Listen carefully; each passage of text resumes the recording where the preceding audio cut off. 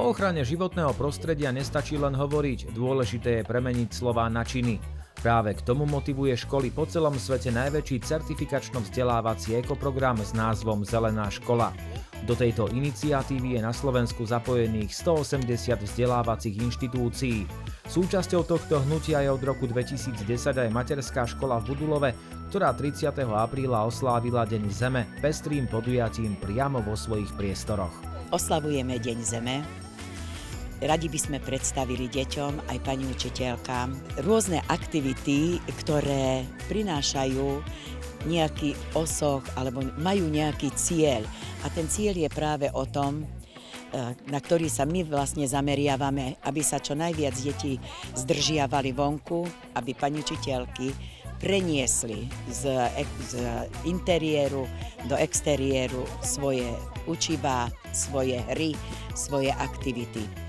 A tým pádom dosiahneme to, že deti budú viacej na vzduchu, naučia sa s prírodou spolu žiť, spolu tvoriť, lebo využívame prírodný materiál, snažíme sa všetky aktivity, ktoré tu sú teraz, tak z odpadového materiálu. Čiže ide aj o separovanie, aj o ochranu prírody a rôzne tieto témy, ktoré sa týkajú ochrany našej zeme.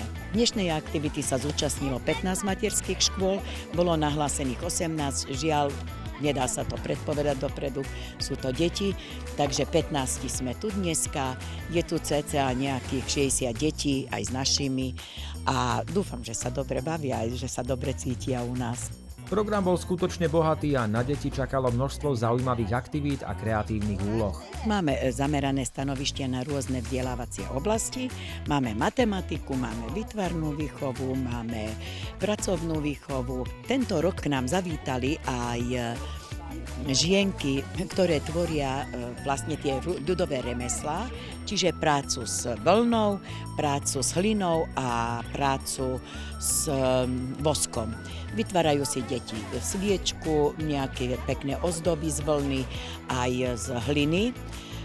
Na také sprestrenie tam majú zemegulu aj vesmír puzzle a v neposlednom rade sme vytvorili jeden strom, kde si deti zapisujú, vlastne pani učiteľky zapisujú deťom to, ako oni chcú vlastne ich myšlienky, ako chcú oni chrániť našu zem, čo by oni chceli ako pre tú našu zem spraviť. A všetky tieto materiály potom si materská škola berie so sebou domov, aby im to ostalo aj na pamiatku, aj na ďalšie využitie. Chýbať samozrejme nemohlo ani občerstvenie. Mysleli sme na zdravie našich najmenších, no popri zdravých dobrotách prišlo vhod aj sladké maškrtenie. My už dlhé roky sa zameriavame na environmentálnu výchovu a je to vlastne súčasť environmentálnej výchovy, aj zdravá výživa. Takže áno, my si vlastne pestujeme aj vlastnú zeleninku, máme už teraz nám krásne vychádza hrášok, reďkev, šalát, žerucha, hej. Máme tam jahôdky, už o chvíľočku ich budeme oberať, naše jahody, takže zameriavame sa na to, aj naozaj aj rodičia majú radi tieto aktivity naše, aj sa radi zapájajú. Deti si pripravený program naplno užívali a do všetkých činností sa zapájali s veľkým nadšením. Deti majú radi zmeny. A pre nich si myslím, že je to veľká zmena, keď idú na nejaké iné miesto ako na ich vlastnú materskú školu a tešia sa, že vidia niečo nové, nových kamarátov získavajú, stretávajú, takže si myslím, že sa im páči. Každá materská škola dostane diplom, dostane darček, ale každé dieťa dostane ešte aj taštičku s darčekom, kde má aj niečo sladké, aj niečo zdravé, aj niečo použiteľné, nejakú hračku alebo tak. Samozrejme, deti čakajú, deti to majú radi. Však aj my dospelí máme radi darčeky.